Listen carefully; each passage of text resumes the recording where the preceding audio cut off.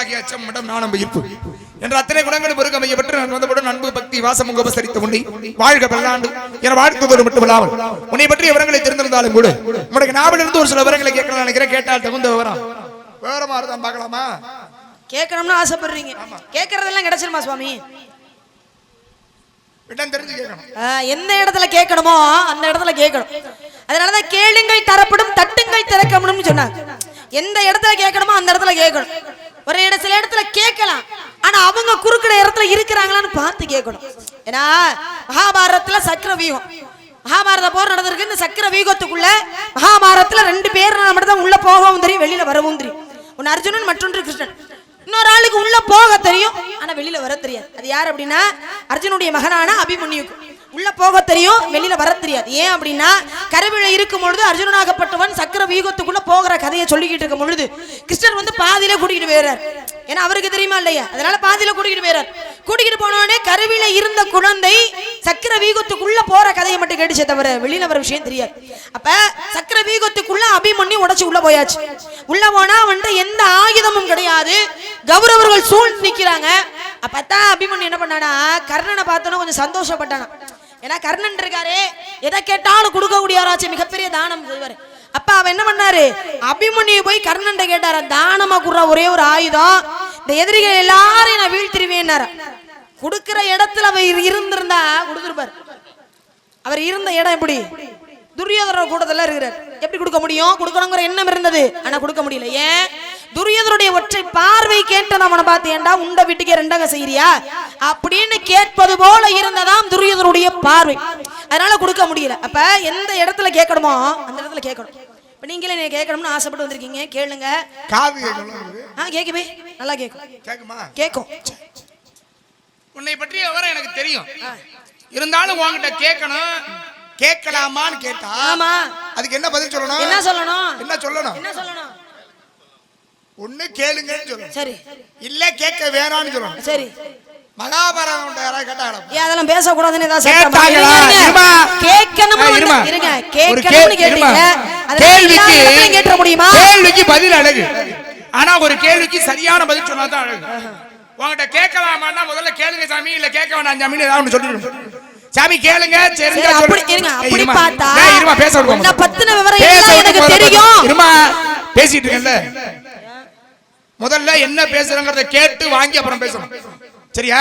அது உங்க சட்டம் கிடையாது, என் சட்டம் தான். அது வந்து உங்க இடத்துக்கு கேள்வி கேட்க வேண்டிய இடத்துல இருக்கிறது நான் சொல்றத நான் கேட்கலாம், பதில் சொல்ல வேண்டிய இடத்துல நீங்க இருக்கீங்க அப்படினா அப்ப நான் என்ன சொல்றேனோ அத தான் நீங்க கேட்கணும்.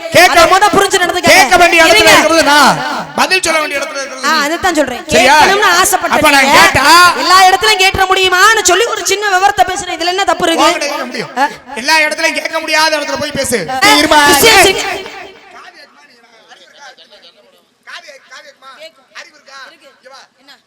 தசரத ராமாயணத்துல ஒருத்தருக்கு கொடுத்தா வரவேற்புன்னு. யாருக்கு கொடுத்தாரு?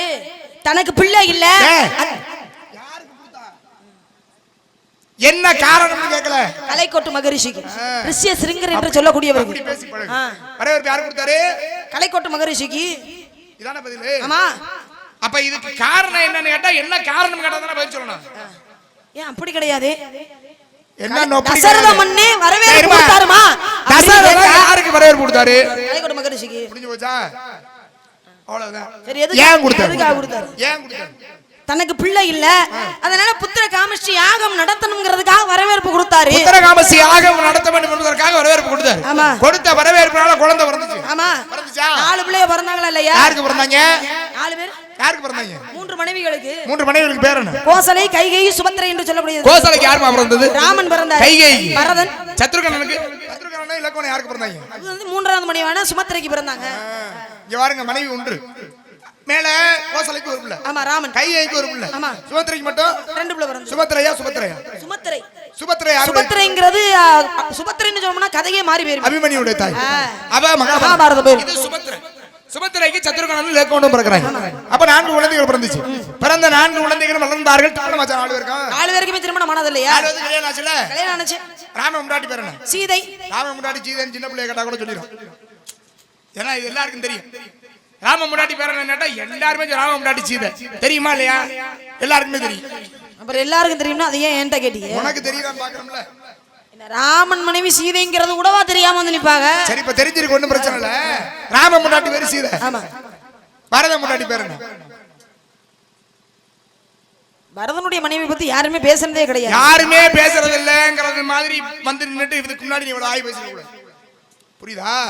என்ன பண்ணிருக்கனா, திறந்து விட்ட வெள்ளம் போல மனவனன்னு பேசுனீங்க இல்ல, அப்படி பேசக்கூடாது. வாயை புத்தி கொஞ்சம் அடக்கமா, சாமி நீங்க கேட்கறதுக்கு பதில் தெரிஞ்சா சொல்றேன், இல்லைன்னா வாயை புத்திட்டு ஒரு ஓரமா நிக்கிறேன் அப்படிங்கிற மாதிரி நீ பேசிருந்தீங்கன்னா சரி இந்த பிள்ளைக்கு இவ்வளவுதான் தெரியும் போல இருக்கு அப்படின்னு ஒரு இடத்துக்கு நான் வந்திருப்பேன். ஆனா அதை விட்டுட்டு விவரம் கேட்கறேன்னு சொன்ன உடனே பத்ம வகுத்தார்கள் ஈவத்துக்குள்ள இதெல்லாம் யாரு கேட்டாங்க? ஆர்வம் கோளாறு, ஆர்வம் இருக்கலாம், ஆர்வம் கோளாறு ஆயிடக்கூடாது. சரி இதையே நான் கேள்வியா கேட்டா உனக்கு பதில் சொல்ல முடியுமா? படிச்சதை ஒப்பிக்கிறது மாதிரி வந்து பேசிட்டு கூடாது. சரியா? இருங்க, நான் நீங்க கேட்டீங்க ராமனுடைய மனைவி சீதைன்னு. பரதனுடைய மனைவி என்ன திருமணம் ஆயிருச்சா என்னன்னு கேட்டீங்க. பரதனுடைய மனைவி யாருங்கிறத பத்தி இது வரைக்கும் யாரும் பேசுறது கிடையாது அப்படின்னு நான் சொன்னேனே தவிர எனக்கு தெரியாதுன்னு நான் சொல்லவே இல்லை. அடுத்தவங்க பேசியிருக்காங்களா பேசலையான்னு நான் கேட்கல. பரத முண்டாட்டி பேர் என்னன்னு தான் கேட்டேன். ஒருவேளை நான் கேள்வியா கேட்டா நீ என்ன பண்ணுவ அப்படிங்கிறீங்க. ஏன் கேள்வியா தான் கேளுங்களேன். கேள்வியா கேட்டா பதில் சொல்ற அளவுக்கு திராணி இருக்கணும்ல, படிச்சிருக்கணும் முதல்ல. அப்படி நினைக்கிறீங்களா? இல்ல ஒருவேளை நம்ம கேள்விங்கிற இடத்துக்கு போயிட்டோம்னா திருப்பி இந்த புள்ள நம்மளே கேட்டுருக்கோம். யாருமா அண்ணே ஏன் பக்கமா அவர் பக்கமானே? இங்க இந்த ஊருக்குள்ள யாராவது ஒருத்தர உன் பக்கம் சொல்ல சொல்லு பாப்போம். யாராவது ஒரு ஆள இந்த பெண்கள் என்னதா இந்த பிள்ளைக்கு கை தட்டு வந்தானே சொன்னியப்பா, அந்த பக்கத்துல பக்கம் ஏன் பக்கமா இல்ல அவர் பக்கமா தான்? எங்க பக்கம் தான். பெண்கள் வந்து என் பக்கம் இருக்கிறாங்க. சரி என்ன பெண்கள்ல ஓட்டு எடுத்தா கூட அங்கேயும் அதிகமான வாக்கெடுப்பு எனக்கு தான் இருக்கு. சரி ஒன்னும் பிரச்சனை கிடையாது. உங்க பக்கம் இருக்கிறாள நம்ம ரெண்டு பேரும் முடிச்சிட்டு உள்ள போறதுக்குள்ள என் பக்கம் திருப்புறேன். அடேங்கப்பா, எல்லாரும் நம்ம பக்கமா திருப்புவேன் நான் நினைச்சுக்கிட்டு வேணா இருக்கலாம். சரி இப்ப நான் சரி பரத முன்னாடி பேர் என்ன? மாண்டவி. லட்சுமணன் முன்னாடி பேரு ஊர்மிளை. சத்ருகன முன்னாடி பேரு சுருதகீர்த்தி. படிச்சிருக்க? இப்ப ராமன் மனைவி சீதை ராமாயணம் படிச்சிருக்க? ஆமா, எங்க அடிப்படை அதான். சரி அப்ப இடத்துக்கு வரணும்னா முதல்ல ராமாயணம் மகாபாரதம் 18 புராணம் இது படிக்காம இந்த இடத்துல வந்து நிக்க முடியாது. இருங்க, ராமனுடைய மனைவி சீதை தானே. ராமனை 14 வருஷம் வனவாசம் போகணும்னு சொன்னது யாரு? கைகேயி சொன்னாமா? ராமனை தானே வனவாசம் போக சொன்னா, கூட எதுக்கு சீதை போகணும்? ராமன் இருக்கும் இடமே தனக்கு கையோத்தின்னு கட்டின உண்டாட்டி புருஷன் கூட போயிட்டா. சரி கணவன் போனாரு, புருஷன் இல்லாம நம்ம மட்டும் இங்க அரண்மனையில இருந்து என்ன பண்ண போறோம் அப்படின்னு நம்ம புருஷன் இருக்கிற இடத்துக்கு திரும்ப போயிட்டாங்களே. ஆமாமா, கூட எதுக்குங்க லட்சுமணன் போனா? லட்சுமணன் போனா சாதாரணமா பேசுற கதை இல்ல இந்த கதை, இது மிகப்பெரிய கதை. சரி சுருக்கமா சொல்லுங்களேன். இந்த முதல்ல இந்த பானம் குடிச்சாங்கல பாயாசம், அதுல இருந்து குழந்தை பிறந்துச்சுல, 4 குழந்தைகளும் பிறந்தது. பிறந்த 4 குழந்தைகளும் ஒவ்வொருவருக்கும் ஒவ்வொரு தொட்டில போட்டு படுக்க போட்டாங்க. 3 குழந்தைகள் அழாமல் இருந்தது, ஒரு குழந்தை மட்டும் அழுதுகிட்டே இருந்துச்சு. யார் அழுதது? லட்சுமணன் தான் அழுதார். லட்சுமணன் யாருடைய அவதாரம்னா ஆதிசேஷனுடைய அவதாரம். ஸ்ரீமன் நாராயணமூர்த்தியுடைய அவதாரமாக ராமன் அவதாரம் பண்றார். அவர் நாராயணனுடைய அவதாரம். இங்கே ஆதிசேஷனுடைய அவதாரம் தான் லட்சுமணன். எப்பொழுதுமே ஸ்ரீமன் நாராயணமூர்த்தி ஆதிசேஷனின் மேலதான் படுத்திருப்பார், தன்னை விட்டு ஒருபோதும் நீங்காதவர். பிறந்த குழந்தை எப்படி பிறந்துருச்சு? ராமன் பரதன் இலக்குன், இடையில பரதன் இருக்கு. அழுக தாங்க முடியல, அந்த பிரிவை தாங்க முடியலையா லட்சுமணனால. அந்த பிரிவை தாங்க முடியாமல் அழுகிறார். அப்ப குழந்தை பிறக்கும் பொழுதே பிரிவை தாங்க முடியாமல் அழுகிறாரு. வசிஷ்டர் பார்த்தாரு, குலகுரு தூக்கி பக்கத்துல போடியா ராமன் தொட்டில அப்படின்னு போட்ட உடனே குழந்தை அழாம இருந்துச்சு. அப்பவே ராமனை விட்டு நீங்காத லட்சுமணே 14 ஆண்டுகள் எப்படிமா விட்டு நீங்கி இருப்பானா? நீங்க இருக்க முடியுமா? அதனாலதான் தன்னுடைய அண்ணன் காட்டிற்கு செல்லும் பொழுது, வனவாசம் போகின்ற பொழுது இந்த 14 ஆண்டுகளும் அவர் இல்லாத இடத்துல என்னால இருக்கவே முடியாதுன்னு சொல்லி லட்சுமணன் சேர்த்து கூடவே போயிட்டான். எதுக்கு கை தட்டுறீங்க? உண்மையா சொல்றேன். வேற யாரும் சொல்லியிருந்தாலும் கூட சரி, ஏதோ அவங்க அறிவு கேட்டு வரைக்கும் சொல்றாங்க, நம்ம சாதாரணமா ஏத்துக்கிட்டு போயிருக்கலாம். ஆனா வந்ததுல இருந்து எம்புட்டு பேச்சு, என்னை ஒரு வார்த்தை கூட பேச விடாம. ஒரு வார்த்தை பேசலையா? வாய திறந்தா ஓட்ட பானையில நண்டு விட்ட மாதிரி லொட லொடன்னு பேசிட்டு பேச. அப்படியே பேசுனேன். ஒரு வார்த்தை என்னை பேச, இதுல வேற நான் கேள்வி கேட்டா உன்னால சொல்ல முடியுமா அப்படின்னு கேட்டீங்க. 14 வருஷம் லட்சுமணன் ராமன் கூட போறதுக்கு என்ன காரணம்னு கேட்டா, நீங்க சொன்ன காரணத்தை நான் ஏத்துக்கிறேன், அதை நான் மறுக்கல. பிரிந்த காரணத்தினால லட்சுமணி அழுதா, ஆமா. திரும்ப ராமனுடைய தொட்டில கொண்டு லட்சுமணனை போட்டோம்னா அழுகி நின்றதா. அப்ப ரெண்டு பேரும் இணை பிரியாம எப்போதுமே இருக்கணும்பா அப்படின்ற காரணத்துல இன்னமும் பூலோகத்துல ரெட்ட புள்ள பிறந்தா, ஆம்பளை புள்ள பிறந்தா ராமன் லட்சுமணன் வைப்பாங்க. ஏன்னா ராமனுக்கு அடுத்து பிறந்தது பரதன் தான். ஒண்ணு ராமன் பரதன் வைக்கணும், இல்லன்னா லட்சுமணன் சத்ருகன். ஏன்னா இணை பிரியாதவர்கள் எப்பொழுதும், அதனாலதான் ராமன் லட்சுமணன் பேர் வச்சிருக்கா, சும்மா இல்ல. ஆனா அந்த காரணம் கிடையாது. லட்சுமணே 14 வருஷம் காட்டுக்கு போறதுக்கு என்ன காரணம்? அதாம்மா காரணம். 14 ஆண்டுகள் போனார்ல ராமனை விட்டு நீங்கி இருக்க முடியாதுங்கிறதுக்காக கூடவே அவரும் போயிட்டாரு. இதுதான் கதை. சம்பளம் எவ்வளவு உங்களுக்கு? எவ்வளவு? நான் சம்பளத்துக்காக வர்ற ஆள் இல்லம்மா. நான் அப்படி ஆள் கிடையாது. ஏதோ 6000 ரூபாய் சம்பளம். வண்டி புதுக்கோட்டையில இருந்து, நம்மலாம் காரைக்குடி, என்ன நம்மலாம் வந்து இங்க இருந்து பஸ்ல போறோம். ஏறுங்க இன்னைக்கு அப்படி சொல்லக்கூடாது நீங்க, சரியா? என்னை எப்படியே வந்து கூட்டிட்டு போனா தான் வருவேன்னு வந்தாள் இன்னைக்கு, சரியா? அப்புறம் பேசிக்கிறேன். என்னமோ சொல்ல நீங்க சொல்லுங்க. 6000 ரூபாய் சம்பளம், புதுக்கோட்டையில இருந்து வண்டி, இதெல்லாம் கூட்டிட்டு வந்தது எதுக்கு? இந்த மாதிரி மேடையில உண்மையை பேசுறதுக்கு. இது உண்மையா? இது உண்மைன்னு மறுக்க முடியாது, அது வந்து தவறா சொல்லல. ஆனா லட்சுமணி 14 வருஷம் போனதுக்கு காரணம் என்னன்னு தான் கேட்டேன் தவிர ராமனை பிரிஞ்சிருக்க முடியாம போனானா இல்லையா? அந்த காரணத்தை சொல்லத்தானே அவர் வந்திருக்காரு. பிறகு 6000 ரூபாய் சம்பளம் கொடுக்குறீங்க. 2வது வருஷமா? ஆளை பத்தியா? போன வருஷம் நீங்க தான். இல்ல போன வருஷம் இல்ல, அதுக்கு முதல் வருஷம். 3வது வருஷமா? 2வது வருஷம். ஆமா, பார்த்த முந்தைய வருஷம் எப்படி பாப்பாங்க? நீ என்னம்மா? இல்ல கூட்டம் கம்மியா, இந்த தடவை தான் கூட்டம் அதிகமா இருக்கு. ஒருத்தர் கூட இருக்க மாட்டேன் இன்னைக்கு. இந்த வருஷம் என்னவோ தெரியல எனக்கு. அதாவது என்ன காரணம்னாமா, ராவணனை அழிக்க வேண்டும் என்பதற்காக ராமாவதாரம், ராவனுடைய அவதாரம் நிகழ்ந்தது எதற்கு? ராவணனை அழிக்க வேண்டும் என்பதற்காக. அதுபோலதான் ராவணனுடைய பிள்ளை ஒருத்தர் இருந்தான். அவன் பேரு மேகநாதன் பேரு. இந்திரனை வெற்றி கொண்டதனால் இந்திரஜித் அப்படின்னு பேரு. அவன் பிறக்கும் பொழுது ஒரு அசரீரி ஒழிக்குது, இவன் போரிலே வீரமரணம் அடைவான். பார்த்தா அம்மா, நான் பிள்ளை பார்த்தேன், ஆசையா என் பிள்ளைய கையில ஏந்திர இந்த வேளையில என் பிள்ளை இறந்து போவான்னு ஒரு செய்தி அசரீரி மூலமா வருது. அப்ப என் பிள்ளைய அடிக்கிறவன் சாதாரணமா இருக்க முடியாது. எவன் ஒருவன் 14 ஆண்டுகள் தூங்காமல் இருக்கிறானோ, எத்தனை வருஷம்? 14 வருஷம் தூங்க கூட. அவன் திருமணமாகி கட்டிய மனைவியோடு 14 ஆண்டுகள் பொண்டாட்டி பக்கத்திலே இல்லாம எவன் ஒருவன் இருக்கின்றானோ அவனாலதான் என் பிள்ளைக்கு அழிவு. இந்த 12ங்கிறது ஒரு மாமாங்க கணக்கு. இதை விட்டு நீங்க இத்தனை ஆண்டு காலம் பொண்டாட்டியை விட்டு நீங்க யாராவது இருப்பானா? முடியாது. இத்தனை ஆண்டு காலம் எவனாலையும் தூங்காம இருக்க முடியுமா? முடியாது. அப்படி எவன் இருக்கிறானோ அவனாலதான் என் பிள்ளைக்கு அழிவு வரணும்னு கேட்டுட்டா மண்டோது. அதனாலதான் 14 ஆண்டுகள் கணக்கு வச்சாங்க பாருங்க, சரியா? 14 ஆண்டு காலம் தூங்காமல் இருந்தான் தன்னுடைய சகோதரனுடைய பாதுகாப்புக்காக. ராமன் கூட இருந்தான், தூங்கல. பொண்டாட்டியை வீட்டுல விட்டுட்டு வந்துட்டான். சரி, 14 வருஷம் அவன் தூங்கல. இல்ல, அவன் தான் போய் இந்திரஜித்தை அழிச்சான். அதனாலதான் 14 ஆண்டுகள் ராமனுடைய லட்சுமணன் போனான். இப்ப நான் கேட்கிறேன், 14 வருஷம் தூங்கல, 14 வருடம் ஒருவனால தூங்காம இருக்க முடியுமா? முடியாது. ஆனா அவன் எப்படி இருந்தான்? கேள்வி நான் உங்ககிட்ட கேட்டிருக்கேன், என்ன பதில் நீங்க தான் சொல்லணும். பதில தாமா சொல்லிட்டேன். 14 வருஷம் தூங்காம யார் இருக்கானோ, கட்டிய மனைவியோடு எவன் இணை சேராமல் இருக்கின்றானோ அவனால் மட்டும்தான் என் பிள்ளைக்கு அழிவு நேரும்னு மண்டோதரி கெடுத்துட்டா. அவ கேட்ட வரத்தினாலதான் 14 ஆண்டுகள் ராமனோடு சேர்ந்து லட்சுமணன் தூங்காம இருந்தான். கட்டின கொண்டாட்டிய வீட்டுல விட்டு வந்துட்டான். பதில் வந்துருச்சா? இப்ப 14 வருஷம் இவன் தூங்கல. இல்ல, தூங்காம இருந்தான். இவன் 14 வருஷம் தூங்காம இருந்ததுக்கு என்ன காரணம்? ஏன் அவனுடைய 14 வருஷம் தூங்காம இருக்க முடியாது? எப்படி இருந்தா லட்சுமணன்? எப்படி இருந்தானா தன்னுடைய 14 ஆண்டு கால தூக்கத்தையும் நித்திரையையும் மொத்தமா யாருக்கிட்ட கொடுத்துட்டு போனானா? மனைவியான ஊர்வேலிட்ட கொடுத்துட்டு போனானா. அதனாலதான் 14 வருஷம் அந்த அம்மா கணவனை பிரிஞ்சிருந்த வருத்தமே தெரியல. ஏன் 14 வருஷம் அந்த அம்மா தூங்கிக்கிட்டே இருந்தாங்களா? இல்லையா? கணவனை 14 ஆண்டு காலம் தூங்காமல் அவன் இருந்தான். அவன் தூக்கத்தை பூரா கொண்டாடி வாங்கிட்டான். புருஷே இல்லையேன்னு வருத்தப்படுறதுக்கு நேரம் இல்ல. ஏன்னா எந்த நேரமும் தூக்கம் தானே. தூங்கிட்டே இருக்கிறவளுக்கு நேரம் எங்க இருந்து வரப்போகுது?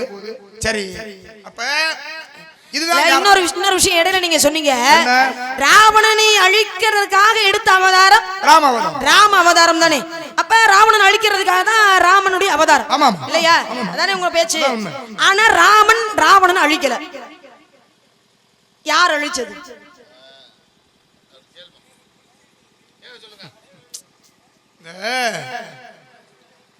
சக்கரைன்னு எழுதி நக்குனா இனிக்குமா? சக்கரை மடிச்ச பேப்பரை நக்குனாலும் இனிக்கும். இந்த காகிதத்திலேயாவது ஒன்று ரெண்டு ஒட்டி இருக்கு, அதையாவது இனிக்கும். இனிக்கும். இனிக்கும். நான் கேட்கிறேன், இந்த கதையினுடைய தோற்றமே, இந்த கதையினுடைய நாயகன் ராமாயணம் படிச்சிருக்கீல்ல? படிச்சிருக்கேன். ராமாயணத்துடைய கதாநாயகன் ராமன். அங்க யாரும் இல்ல, ராவணன். ராவணன் தானே இல்ல? ஆமா. அப்ப பிள்ளை யாரால கையால உதவி அழியணும்? கதாநாயகனுடைய கதாநாயகன் கையால தான் அழியணும். ஆமா. கதையினுடைய சாராம்சமே அதான். ராவணனை ராமன் தான் கொண்டார். இல்லன்னு யாராவது மறுக்க முடியுமா? இந்த அம்மா கை தட்டு வந்து நாள் எங்க இந்த அக்கா இல்ல எந்திரிச்சு போய் அக்கா இல்ல இல்ல இல்ல நானும் ஏத்துறேன். ராவணனை கொன்றது ராமன் தானே. ராமனுடைய மனைவி சீதையை ராவணன் தூக்கிட்டு போயிட்டா. ராவணன் தூக்கிட்டு போனதுனால ராவணனை அழித்து சீதையை மறுபடியும் தன்னுடைய நாட்டுக்கு கூட்டிட்டு வந்தா ராமன். இதான கதை. படிச்ச எல்லாருக்கும் தெரியும். காலங்காலமா நாடகத்துல எத்தனையோ பேர் பேசியிருப்பாங்க. ஆனா அந்த அம்மா புதுசு அப்பதான் முளைச்சு வந்திருக்கு. ராமன் கொல்லலே, ராமன் தான் கொன்னாரு. ராவணனை ராமன் தான் கொன்னாரு. ஆனா கொல்லல. வடிவேல் படம் பாத்தியாமா? வடிவேல் அது யாரு? சினிமா படம் பாக்குற அந்த அந்த இதுவும் இருக்கு அவனுக்கு. அப்புறம் பகல்ல போய் தூங்குறதுக்கே நேரம் பார்த்தாலும் ஆனா வராதுங்கிற மாதிரி தானே இருக்குது. இல்ல ராமன் தான் கொன்னாரு. ராம அவதாரம் எடுத்தது ராவணன் அழிக்கிறதுக்காக தான்.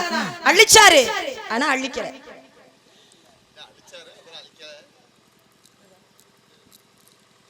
அழிச்சுட்டு மறுபடியும் ஓடு ஓட்டுக்கிறது மாதிரி அந்த மாதிரி.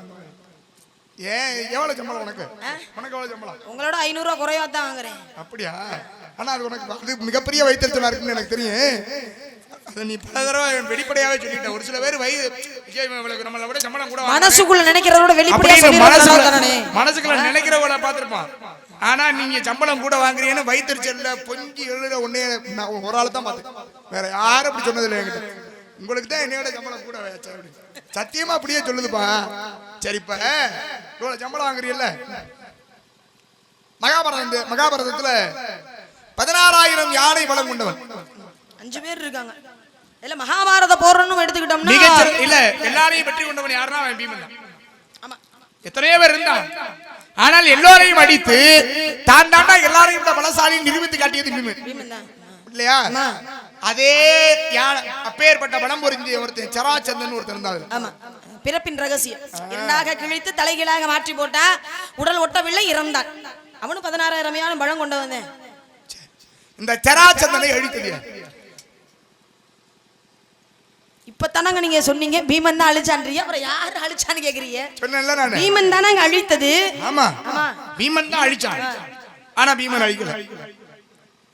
இல்ல நீங்க எதுவும் வடிவேல் படம் வந்து பாத்துட்டு வந்தீங்க. ஏன் உங்களுக்கு ராமன் தான் அழிச்சா ஆனா ராமன் அழிக்கலன்னு நீங்க சொல்லும் போது சராச்சந்தனை பீமன் தான் அழித்தா ஆனா பீமன் அழிக்கல நான் சொல்றதுல என்ன? இல்ல நான் எந்த விஷயத்தை வச்சு இந்த கேள்வி கேட்டனோ அதே விஷயத்தை வச்சுதான் நீங்களும் என்ன கேள்வி கேட்டிருக்கீங்க. என்னைய பொறுத்த வரைக்கும் ராமன் கொன்னார்தான். ஆனால் கொல்வதற்கு காரணமாக அமைந்தவன் யாருன்னா அதே மாதிரி பீமன் வந்து சராசந்தனை கொன்றான். ஆனா கொன்றதுக்கு காரணமா இருந்தது யாருன்னா இங்கே கொன்றதுக்கு காரணமா இருந்தது கும்பகர்ணன். அப்படியா? அப்படி பார்த்தா இங்க கொல்றதுக்கு காரணமா இருந்தது பீமனுடைய அண்ணன் தர்மன் தான். உங்க மோகர தர்மன் எங்க கும்பகர்ணனா வந்து தர்மன் எங்க வந்தா சராசந்தனை கொல்லும்போது தர்மனா வந்தா? அப்படி பார்த்தா ராவணனை அழிக்கும் போது கும்பகர்ணன் எங்க வந்தா? செத்து போயிட்டானோ? ஆமா, உயிரோட இல்ல. ராவணனை அழிப்பதற்கு முன்பாக கும்பகர்ணன் எப்படி எல்லாம் கதைய உருட்டு இல்லமா அது. இந்த உருட்டு ஏன்னு தெரியுமா? பக்கத்துல நிக்கிற ஒரு சில அறிவிலி இருக்குல்ல, அதெல்லாம் ஆமா ஆமான்னு தலையாடுற ஆள்லாம் இருக்கு. சும்மா ஒரு போட்டு பாக்குறது ஆமான்னு தலையாடுனா இதான் உனக்கு தெரிஞ்ச லட்சணம். திருப்பி நம்ம கேள்வி கேட்கலாம்ல. என்ன கேள்வி கேட்கறியா? உனக்கு தெரிஞ்ச லட்சணம் அவ்வளவுதான். அப்படிலாம் இல்ல. உங்களை மாதிரி ஆளுங்களை சந்திக்கும் போது நாங்க கொஞ்சம் சுதாரிப்பாவே நின்னுக்குவோம். இப்ப பாருங்க, எள்ளு இருக்கிற இடம் கூட அந்த எள்ளு இருக்கு, எள்ளு போடுவோம்ல, எள்ளு எவ்வளவு சிறிது, அந்த எள்ளு கூட போட முடியாத அளவிற்கு ராவணன் மீது அவ்வளவு பாடங்களை போட்டிருந்தாரா ராமன் அப்படின்னு பாடுறாரு கம்பர். ஏன் இந்த உடம்புல இருக்கிற எந்த இடம் என் மனைவியின் மீது ஆசை கொண்டது அப்படிங்கிற கோபம், அதனால அத்தனை பானங்களை போட்டார், மார்புல போட்டார் பானத்தை. அவனுடைய உயிர் போகல, அப்படியே வழியில துடிக்கிறானே தவிர அவனுடைய உயிர் போனதா இல்ல. பார்த்தா பக்கத்திலே இருந்தான் விபீஷணன். தான் ஆடாவிட்டாலும் தன்னுடைய தசையாடும் என்பார். ஏன் கூட பிறந்தவன் அவன் செய்யறது தவறாகவே இருந்தாலும் அவனை இவ்வளவு வழியிலே துடிக்க செய்வது என்பது அதை தாங்கிக்க முடியல விபீஷணனால். நேரம் வந்தா ராமபிரான்ட்ட, ராமா என் அண்ணனுடைய மார்பு இருக்குல்ல, இந்த மார்பின் கீழே வயிற்று பகுதியில யானை தந்தம் பொருந்திய கலசம் ஒன்று இருக்கிறது. யானை தந்தத்தினால் செய்யப்பட்ட கலசம். அந்த கலசத்தை அடிச்சு நொறுக்குனாட்ட அவனுடைய இறப்பு நேரும்.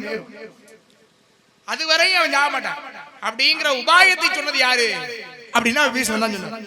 அப்ப அவனை கொலை செய்வதற்கு முழு காரணியாக அமைந்தவன் யார் அப்படின்னா விபீஷணன் தான். அப்ப இந்த பாவம் எல்லாம் யாரை போய் சேருது? விபீஷணன் தான் சேருது. அப்ப ராமனே பானம் போட்டிருந்தாலும் அவனை அடித்தது யாருன்னா விபீஷணன் தான் அடிச்சான், ராவணன். இந்த கதைக்குள்ள சுற்றமா பேசுறீங்க. அதனாலதான் நான் எதுக்காக கேட்டேன் அப்படின்னா, கொலை செய்யறவங்களை விட கொலை செய்ய தூண்டுறவங்களுக்கு தண்டனை அதிகம் தானே. தவறு செய்வதை விட அந்த தவறு செய்வதற்கு எவன் காரணமாக அமைகிறானோ அவன் தான் கொஞ்சம் தண்டனை அதிகம் தானே. அதனால ராமன் கொன்றிருந்தாலும் கூட அதற்கு காரணமாக இருந்து காட்டி கொடுத்தது விபீஷணன் தானே. விபீஷணன் காட்டினால தானே ராவனுடைய உயிரை அவன் எடுக்க முடிஞ்சது. அப்ப அவருக்கு தானே தண்டனை அதிகம் இல்லையா? அதே மாதிரிதான் இங்க சராசந்தன்ற அரக்கன், சரான்ற அரக்கினால சந்தம்ங்கிற உடலை ஒட்டிய காரணத்தினால சராசந்தன் பேரோடு வாழ்ந்தான் அரக்கன், பெரிய அரக்கன். 16,000 யானை பலம் கொண்டவன். பீமனுக்கு அவனுக்கு சண்டை நடந்துகிட்டு இருக்கு. சண்டை நடக்கும் போது பீமன் என்ன பண்றான்? ரெண்டா கிழிக்கிறான், கிழிச்சு போறான், மறுபடியும் ஒட்டுறான், மறுபடியும் வந்து சண்டை போறான். இது போல ஒரு முறை 2 முறையில பல முறை கிழிச்சு போறான். ரெண்டாக ஒட்டி கொண்டு என்ன பண்றான்? திரும்ப சண்டைக்கு வரான். அப்பதான் பார்த்தாரு கிருஷ்ணர், என்னடா அது இவன் ஆட்டம் அதிகமா இருக்கே, இவன் கதையில கதையா பேசினா நான் நிறைய விஷயங்களை பேசுவேன். அதை விட்டுவிட்டு இந்த இவன் ஆட்டம் அதிகமா இருக்கேன் அவன் ஆட்டம் அதிகமா இருக்கேன்னு கையும் இந்த பக்கம் வந்துச்சுன்னு சரியா? அந்த அம்மா என்னப்பா சொல்லுச்சு? என்ன சொன்னேன்? என்னப்பா இவன் ஆட்டம் அதிகமா இருக்கேன்னு இவன் ஆட்டம் அதிகம் சொன்னேன். அப்படியா சொன்னேன்? அது கதையில சொல்லி சொல்லுங்க சாமி. அண்ணே பொம்பளை புள்ளை அடிக்கிற இதெல்லாம் கைய வாங்கலாமா மேடையில? ஆமாமா அடி இந்த அடிச்சு கண்ணை தட்டி வாயில இருந்து ரத்தமா ஊத்துது இந்த அம்மாக்கு. ஏமா சும்மா நடிக்கிற? அப்ப இங்க இருந்து யாராவது பாத்தீங்களா? அடிச்சாரா இல்லையா? அடிச்சாரல இப்ப வேறல இந்த பக்கம் பாருங்க. இந்த அப்ப தலையாட்ற யாரு? இந்த போர்வையை போத்தி இருக்கிற அப்ப. ஏப்பா அந்த புள்ளைய அடிக்காம சும்மா விட்டு வச்சிருக்கனே அது வரை நீங்க சந்தோஷப்படணும். என்ன சரிங்களா? அப்ப கிருஷ்ணர் நினைச்சாரு, என்னடா அது இவன் இவ்வளவு ஆட்டம் ஆடுறானே, என்ன கதையில உள்ளது சொல்ல வர மாட்டேங்கிறாரு. உங்களை எதுக்குங்க சொல்ல போறேன்? நீங்க எனக்கு அப்பா மாதிரி, உங்களுக்கு புள்ள மாதிரி. ஐயோ உன்னைய மாதிரிலாம் ஒரு புள்ள இருந்துச்சுன்னு வையேன், பிறந்த உடனே கள்ளிப்பாலை கொடுத்து கொண்டு இருப்பேன் நான். இப்படி எல்லாம் பேசினீங்கன்னா எனக்கு வேணாம். உன்னைய மாதிரி ஏன் சம்பந்தம் இல்லாம எதுவும் பேசினா? கேட்ட கேள்வி தானே பதில சொல்றேன். அப்ப கிருஷ்ணர் பார்த்தார், பீமனை பார்த்து சூட்சமமாக சொன்னார், தர்ப்பை பிள்ளை பிடுங்கி 2ஆக கிழித்து தலைகீழாக மாற்றி போட்டார். பீமன் புரிஞ்சுக்கிட்டான், ஆஹா இதுதான் சூட்சமம் போல இருக்கு அப்படின்னு என்ன பண்ணா? சராசந்தனை 2ஆக கிழித்து தலைகீழாக மாற்றி போட்டா உடல் ஒட்டல, அவனுடைய இறப்பு நேர்ந்தது. அப்ப சராசந்தனை அழித்தது பீமனாக இருந்தாலும் கூட இப்படி தாண்டா அவனை அழிக்கணும் அப்படின்னு காட்டி கொடுத்தது யாரு அப்படின்னா அது வந்து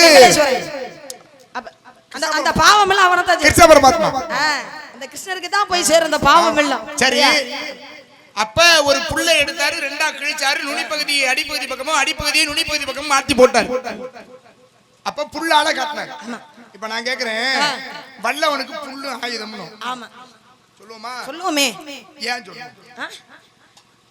வல்லவனுக்கு புல்லு ஆயுதம்னா எந்த ஒரு பொருளை வச்சும் அதை வச்சு பொழப்பு நடத்துறவங்கள சொல்லுவாங்க கிராமத்துல பொதுவா. அவனுக்கு என்னப்பா சின்ன விஷயமா இருந்தாலும் அதை பெருசு படுத்திடுவான்ப்பா, பொழைச்சுக்குவான்ப்பா அவன். கிராமத்துல சொல்றது அதெல்லாம் நான் கேட்கல. ஐயா உண்மையிலே சொல்லுவாங்க, ஒரு புல்லை எடுத்து ஆயுதமாக்கினான் ஒரு இடத்துல ராமாயணத்துல. சரி, அதே ராமாயணத்துல புல்ல வச்சு குழந்தைய உருவாக்குனாங்களே, அதுக்கு என்ன பண்றது? ஒன்னு கேட்டா அந்த கேள்விக்கு பதில் தெரிஞ்சா சொல்லணும். இன்னொரு கேள்வி மறுபடியும் நீங்களே கேள்வி கேப்பீங்க, நான் என்ன கேள்வி கேட்க மாட்டேங்க முடியும்? பதில் சொல்லுமா? பதில சொல்லிட்டு அப்புறம் கேள்வி வேலை. ஆமாங்க, வல்லவனுக்கு புல்லும் ஆயுதமாக மாறியது. எங்க யார் மாத்துனது? மாத்துறதால என்ன ஆச்சு? ஏற்கனவே ஜெயந்தனுக்கு சீதை மேல ஒரு ஆசை. யாருக்கு? ஜெயந்தனுக்கு. சீதை மேல ஒரு ஆசை. யாருக்கு? ஜெயந்தனுக்கு. யாருக்கு? ஜெயந்தனுக்கு. சரி சரி, நாங்க ஜெயத்ரதன்னு சொல்லுவோமோ அப்படிலாம் சொல்லி இருக்கேன் நிறைய மேடையில. அதெல்லாம் கேட்டுட்டு ஆமா போட்டுட்டு போற ஆளு இருந்திருக்காங்க. அந்த இடத்த திருப்பி நான் சொல்லவும் மாட்டேன், அப்படியே விட்டுருவேன். ஜெயந்தனுக்கு ஒரு ஆசை சீதை மேல. அதனாலதான் சுயவரம் நடக்கும் பொழுது என்ன பண்ணா, விஸ்வாமித்திரர்கிட்ட போய் சூட்சமமாக வரத்தை கேட்டு வாங்கின, எதை தொட்டாலும் மலையக்கூடிய தன்மை வேணும் அப்படின்னு. அதனாலதான் விஸ்வாமித்திரன் சொன்னாரு, ராமாவை ஏற்கனவே சூட்சமா வரத்தை வாங்கிட்டு வந்தா, நீ வில்லை வளைத்தால் அவனும் வளைப்பான், உனக்கு அவனுக்கு போட்டி ஏற்படும், அதனால வில்லை வளைக்க வேண்டாம், முடிச்சிடறா ராமா அப்படின்னு கண் செய்கையிட சொன்னார். சொன்னது போல ராமன் வில்லை உடைச்சாரு, சீதையை திருமணம் பண்ணிட்டார். இருந்தாலும் ஜெயந்தனுக்கு சீதை மேல ஒரு ஆசை. அப்ப என்ன பண்ணாரா, காக்கை உருவம் கொண்டு கொங்கையை தட்டி கொண்டு சென்றார். அப்ப பாருங்க, பார்த்தாரு ராமன், என்னடா அது, தன் மனைவியினுடைய கொங்கையை தட்டி சென்ற காக்கையை சும்மா விட்டுறக்கூடாது, ஆயுதம் எதுவும் இல்ல. பார்த்தாரு, பக்கத்துல தர்ப்பை புல்லு இருந்தது, எடுத்தாரு, ஆயுதமாக மாற்றினார், எய்தார். எய்த புல்லாகப்பட்டது எங்க போனுச்சா, காக்கையினுடைய கண்ணாகப்பட்டது ஒரு கண்ணை பிடுங்கி கொண்டு போனதான். அதனாலதான் இன்னமும் காக்கை என்ன பண்ணும், இப்படி ஒரு பக்கமா தான் பாத்துக்கிட்டே இருக்குமே தவிர, காக்கையாக மாறி சென்ற ஜெயந்தனுடைய கண்ணை துளைப்பதற்காக புல்லை ஆயுதமாக்கினார் ராமபுரம். இங்க பாருங்க, அதே போலதான் வால்மீகி இருந்தார்ல, இந்த கதையில மிகப்பெரிய சர்ச்சை இருக்குமா. இந்த நூலை எழுதியது வால்மீகி, அது நான் சொல்ல கேட்டு எழுதியவர் அப்படின்னு.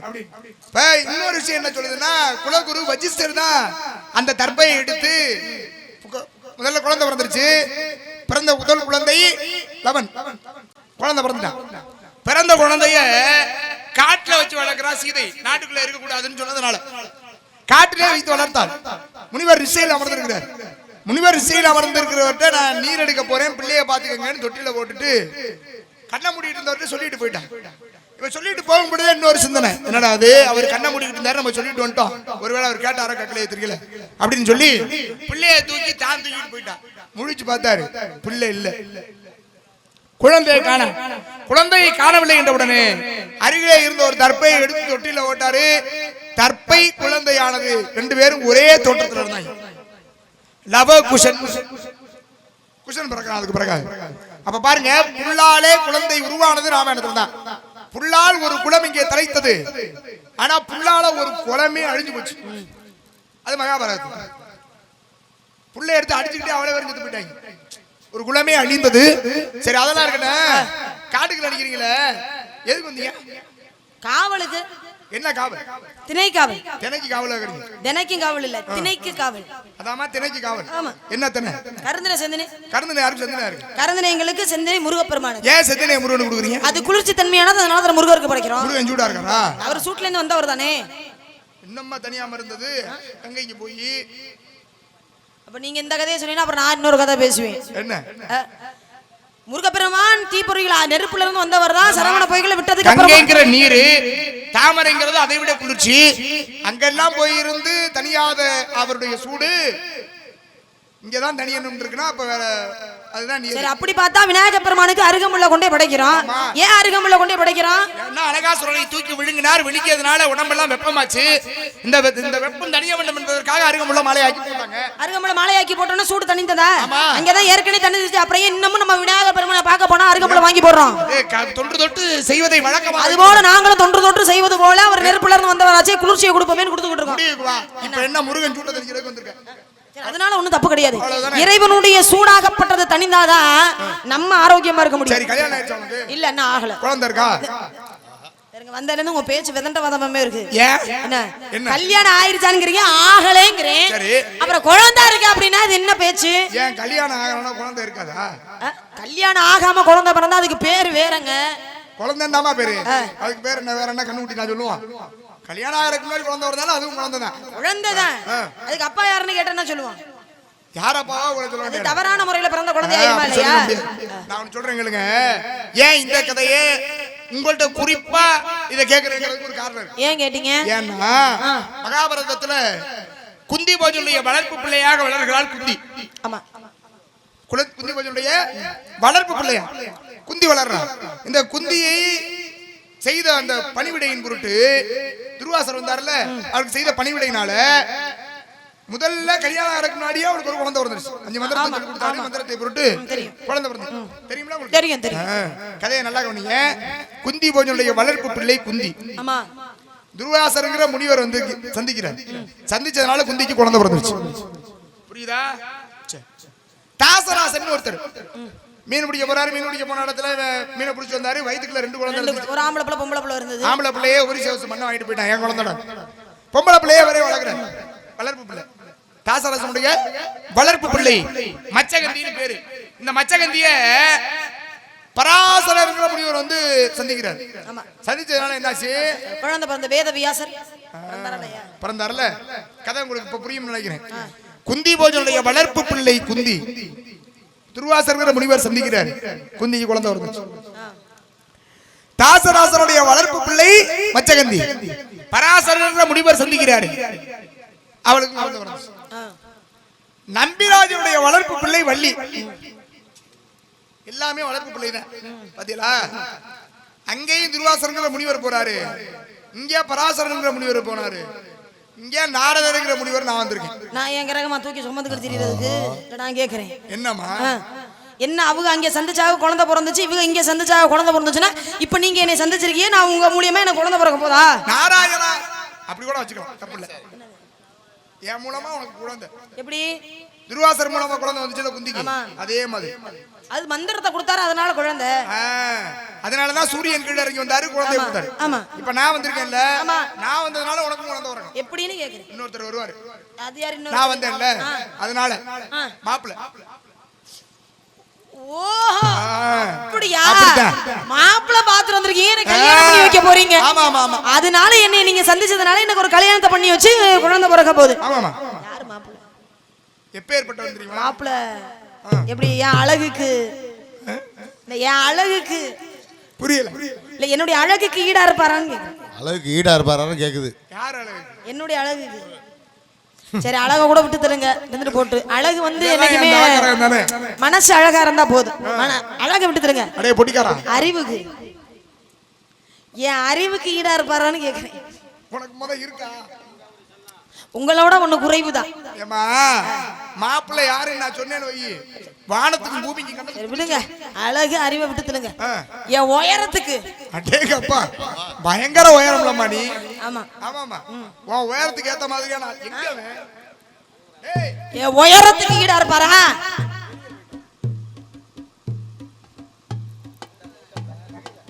மாப்பிள்ளை எப்பேற்பட்டவர், எவ்வளவு பெருமைக்குரியவர்.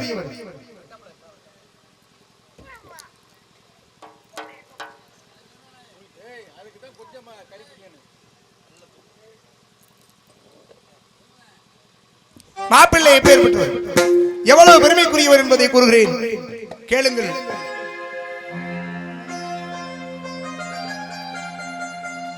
துதிப்போர்க்கு வல்வினை போல் துன்பம் போல் நெஞ்சில் பதிப்போர்க்கு செல்வம் பழித்து கதித்தோங்கும் நிச்சயம் கைகூடும் நிமலரருள் கந்த சஷ்டி கவசம் தன்னை சிந்தையெல்லாம் அந்த கந்தன் வசம் நெஞ்சம் சிந்திப்பதும் கந்த சஷ்டி கவசம் சிந்தையெல்லாம் கந்தன் வசம் நெஞ்சம் சிந்திப்பதும் கந்த சஷ்டி கவசம் முந்தை வினை அருகே வரக்கூசும் வந்தால் முருகனிலே வந்து அங்கு பேசும் முந்தை வினை அருகே வரக்கூசும் வந்தால் முருகனின் கைவேல் வந்து அங்கு பேசும் அதனால் சிந்தையெல்லாம் வந்த கந்தன் வசம் நெஞ்சம் சிந்திப்பதும் கந்த சஷ்டி கவசம் சஷ்டி கவசம் கந்த சஷ்டி கவசம் சஷ்டி கவசம் கந்த சஷ்டி கவசம்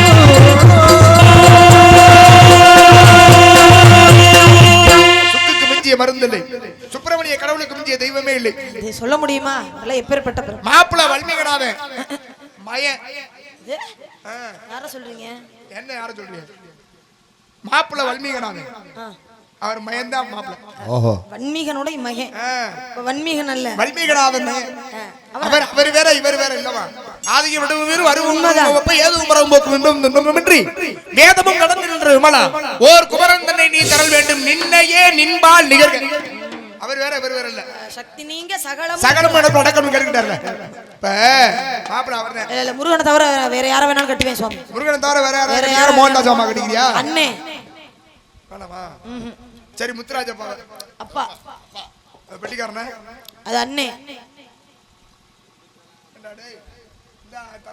அது அண்ணே இன்னும் அவரை தவிர வேற யாரெல்லாம் கட்டிக்கிறேன் இதுக்காக அண்ணே அப்பாவை காமிச்சு கட்டிக்க சொல்ல முடியுமா சரி, அப்ப என்னங்க உங்க முறை சரி அப்ப வேணாம் சுவாமி முருகனை கட்டுறதுக்கு எனக்கு விருப்பம் கிடையாது இந்தாம்மா. எனக்கு மாப்பிளை பார்த்து கட்டி வைக்க அப்பா இருக்காங்க அம்மா இருக்காங்க அண்ணே அவங்க எல்லாம் இருக்காங்க பாக்கியாரு. சொந்த பந்தம் இருக்கு அவங்க அவங்க எல்லாம் எல்லாம் பார்த்து கட்டி கட்டி வைப்பாங்க வைக்க என்ன சரிங்களா மாட்டாங்க. நீங்க மாப்பிளை பார்த்து வந்தா வேற மாப்பிளை முருகனை தவிர வேற யார் நினைச்சாலும் உன்னை கல்யாணம் பண்ண முடியும் பாருங்க தகுதிக்கு தகுந்தா போல ஆசைப்படும் அடேங்கப்பா. தகுதிக்கு மீறி ஆசைப்படக்கூடாது இப்ப என்ன நான் ஆகுது? சாதாரண மானிட பிறப்பா இருக்கிற புள்ள போய் தெய்வத்தை போய் கல்யாணம் பண்ண முடியுமா அது என்னுடைய தகுதிக்கு நல்லா இருக்குமா உனக்கு தெரியல உனக்கு அந்த அனுபவம் இல்லையில அதனால நீ வேணான்னு தான் சொல்லுவ நல்லா இருக்குமா என்னது கட்டிக்க அப்ப நீங்க கட்டிக்கங்க நல்லா இருக்குண்ணா பொம்பளை புள்ள ஆமா கட்டிக்க எப்படி ஆம்பளை நாம எப்படி கட்டு இப்ப கலியுகத்துல ஆம்பளை கட்டிக்கிறாங்க பொம்பளை கட்டிக்கிறாங்க உண்மையாவே நல்லா இருக்காங்க எது நல்லா இருக்குங்க வாழ்க்கை வாழ்க்கை ஏங்க ஏற்கனவே ஒரு மனைவியோட அவர் இருக்காரு ரெண்டாம் தரமா நான் கட்டினா எப்படி வாழ்க்கை நல்லா இருக்கும் அது சத்தியமா சுகமா இருக்குமா கட்டிக்க என்ன வர வர இப்படி பேச ஆரம்பிச்சிட்டாரு பேச மாட்டாரு நல்லா இருக்கு உண்மையாவே வாழ்க்கை அப்ப உன்னுடைய வாழ்விலே சுகம் ஏற்கனவே அனுபவிச்சிருக்கீங்க ஆமா 52 ஒன்னாட்டி ஒரு காலத்துல 60 பிள்ளைங்க ஆனா இவர ரெண்டாம் தரம் தான் உன்னை கட்டி வச்சுறேன் வேணாம் சுவாமி ஏன் இது இப்படி யாரு பேசுவான்னா ஆர்மோ அப்பா பேசுவாங்க இந்த இது எப்படி ஆமா இந்த அண்ணன் வந்து ஆர்மோ அவர் மாதிரியே இருக்கு அவர் தான் அவன் அள்ளியல்ட்ட யார் வந்தா கட்டிக்கம்மா நல்லா இருக்கும் சுகமா இருக்கும் அப்படின்னு வரும் ஆமா கட்டிக்கிறாங்கறியா இல்ல வேணாம் அல்லும் பகலும் இந்த அவஸ்தைகளை மனத்து அல்லும் பகலும் இந்த அவஸ்தையை நீ விடுத்து அவட்டிக்கோ தோளைக்கு பாய்ச்சேற்றி மனத்து சொல்லும் பாட்டைகளம்மா பொய்யான தவ வேடம் புரிந்து வந்தவரே தவறு வேடம் புரிந்து வந்தவரே பொய்யான தவ வேடம் புரிந்து வந்தவரே பூமியில் போட்டு புகழும் யார் தெரிவத சொல்லாது போ உனக்காகவே நான் சொன்னேன் போகையும் தச்சிடமே உனக்காக நான் சொன்னேன் ஓ விடமுச்சிடமே உனக்காகவே நான் சொன்னேன் போகையும் தச்சிடமே மனக்கவலை கொண்டாடி நான் இடத்தில் முன்னாள் சொல்லுங்க பாட்டைகளம்மா எனக்கு பரிது கொண்டு இசைக்க வந்தது போதும் எனக்கு பரிந்து இசைக்க வந்தது போதும் எனக்கு பரிது கொண்டு இசைக்க வந்தது போதும் திரைப்படத்தில் இல்லாம எங்கேனும் நீ போதும் கைவரிசை சொல்லாது போ வேறொரு பற்றும் இல்லை மேலில்லை இது சொந்தம் வேறு வரும் இல்லை மெதிரியில் நீய தொங்கும் ஆறு முகத்தை செல்லத்தை ஆயிரம் சொல்லும் என் பாட்டைகளம்மா குட்டி கொடுப்பதுங்கள் கோத்திரத்தின் உணவு கூட்டி கொடுப்பது அந்த கோத்திரத்தின் முறையோ கூட்டி கூட்டி கூட்டி கூட்டி கூட்டி கூட்டி கூட்டி கூட்டி கூட்டி கூட்டி கூட்டி கூட்டி கூட்டி கொடுப்பதுங்கள் கோத்திரத்தின் முறையோ ஒன்னம சொல்ல வந்து உண்மையை நாட்கள் கைவரிசை சொல்லாது போ குட்டி கொடுப்பதெங்கள் கோத்திரத்திலும் இல்லை கூட்டி கொடுப்பது அந்த கோத்திரத்தின் இல்லை ஏடிசி மாட்டி முட்டை காட்டி வாங்க முடிப்பேன் சொல்லும் என் பாட்டைகளம்மா அறிவில்லா மடச்சிருமே இன்று சூரிய அஸ்தமனம் ஆவதற்கு முடக்கம் அந்த கண்டபடி வேலனுக்கும் திருமணம் செய்து என் கண்ணால் கண்டு மகிழ்வேன் இது சத்தியம்